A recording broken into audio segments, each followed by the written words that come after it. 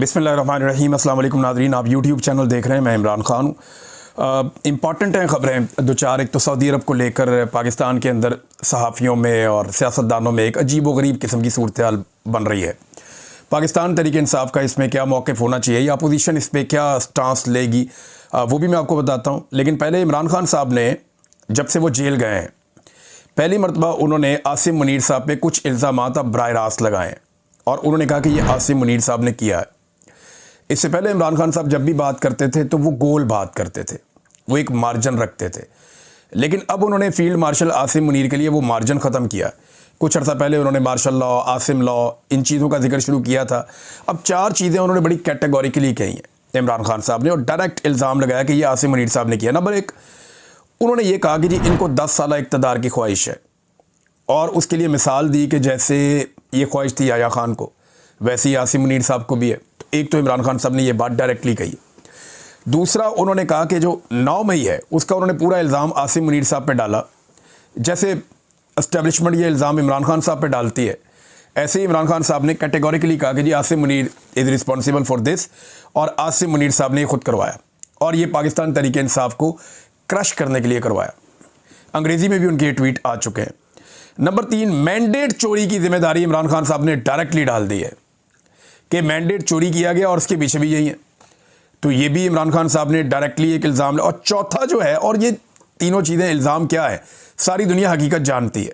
बाज़ लोग बोल नहीं सकते, बाज़ लोग बात कर नहीं सकते, लेकिन हकीकत तो सारे ही जानते हैं कि मिलिट्री एस्टेब्लिशमेंट ने क्या किया इमरान खान साहब के साथ, और उसमें जो पेश हैं वो आर्मी चीफ ही हैं, उन्हीं के फैसले चलते हैं। नंबर 4 जो है, फ़ौज को ज़ाती मकसद के लिए इस्तेमाल करना। ये इमरान खान साहब ने बड़ा अहम नुक्ता उठाया कि फ़ौज के कंधे को इस्तेमाल किया जाता है ज़ाती ख्वाहिशात की तकमील के लिए, अपने इक़्तिदार को लंबा करने के लिए। और ये याया खान ने भी किया था। तो इमरान खान साहब ने वो एग्ज़ाम्पल्स कोट की हैं और उनके ट्वीट के अंदर ये चीज़ें बड़ी वजाहत के साथ सिंपल करके उन्होंने सामने रख दी। तो ये पहली बार इमरान खान साहब इतना क्लियरली आ रहे हैं आसिम मुनीर साहब के बारे में।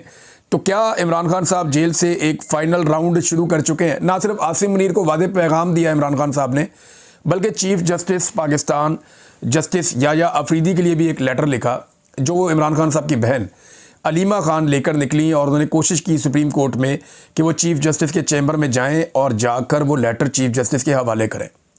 लेकिन वहाँ इंतज़ामिया ने रोक दिया। उन्होंने कहा जी आप नहीं जा सकते, जब तक कि रजिस्ट्रार ऑफिस से इजाज़त नहीं मिलती आप नहीं जा सकते। उन्होंने कहा जी इमरान खान साहब का खाता है। लतीफ़ खोसा साहब ने कहा जी एक साइला है, साहिल है, तो वो अगर चीफ जस्टिस के पास जाना चाहें तो आप जाने दें, वो ख़त देना उन्होंने। तो इस पर उन्हें रोक दिया गया। लेकिन ख़त मैं आपको बता देता हूँ, ये उसका उर्दू ट्रांसलेशन है जो याया अफरीदी साहब को इमरान खान साहब ने ख़त लिखा। ख़त यह है, मैं आपको सिर्फ 31 किलोमीटर के फासले से लिख रहा हूँ, मगर सुप्रीम कोर्ट के दरवाजे मेरे और मेरी अहलिया के लिए बंद हैं।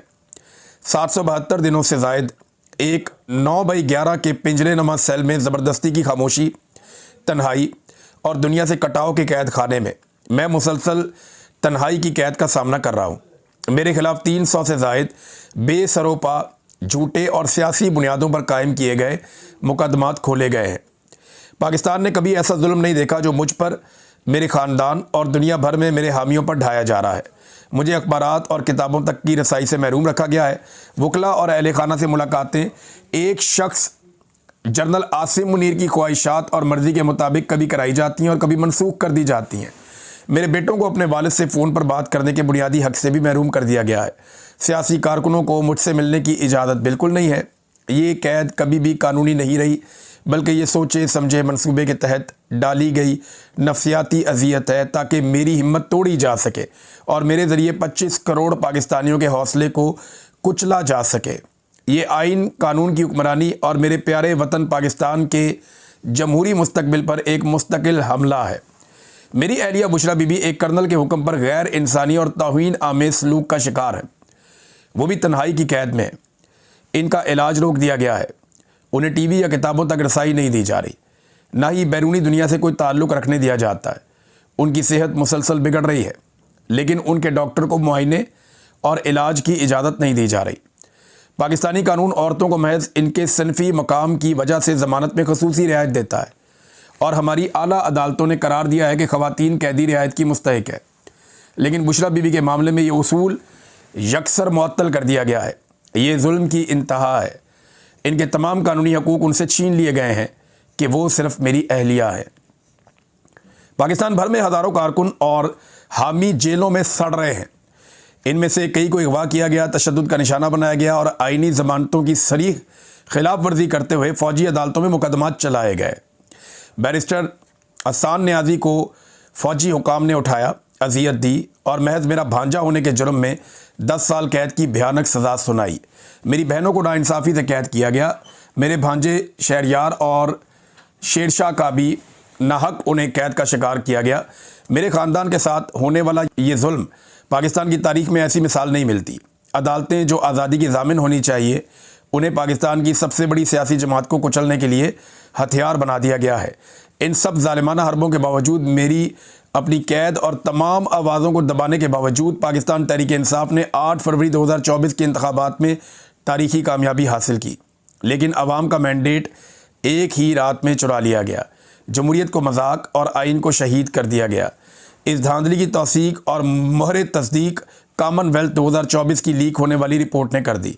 नाम नहाद 26वीं आइनी तरमीम को इस इंतखाबी डकैती को कानूनी जवाब देने के लिए इस्तेमाल किया गया, जबकि उसके खिलाफ दायर दरखास्तें आज भी आपकी अदालत में इल्तवा का शिकार है। अब 26वीं आइनी तरमीम के बेनिफिशरी हैं ये चीफ जस्टिस, और इमरान खान साहब उसी चीफ जस्टिस को 26वीं आइनी तरमीम के बारे में लिख रहे हैं। देखें ना कैसी पाकिस्तान की बदकिस्मती है कि जो 26वीं आइनी तरमीम का बेनिफिशरी है वो कैसे 26वीं आइनी तरमीम के खिलाफ दरख्वास्त लगने देगा। पूरा निज़ाम जकड़ के एस्टेब्लिशमेंट ने यरगबाल बना लिया है, लेकिन इमरान खान साहब फिर भी ये दरवाज़ा खटखटा रहे हैं, इस दीवार के साथ सर मार रहे हैं कि मैं यहाँ से इंसाफ हासिल करूँगा। इस्लामाबाद हाई कोर्ट के मशकूक रवैये के तहत उसके चीफ जस्टिस सरफराज डोगर ने जानबूझकर मेरे अलकादर ट्रस्ट और तोशाखाना रिवीजन मुकदमात को समाअत के लिए मुकर्रर नहीं किया।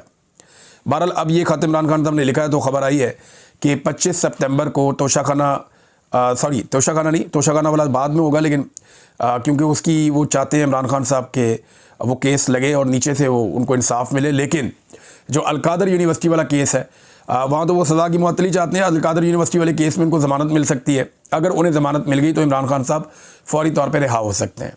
लेकिन देखिए तरीका वारदात क्या है कि अलकादर वाला केस तब सुना जाएगा जब तोशाखाना 2 के अंदर सज़ा हो जाएगी।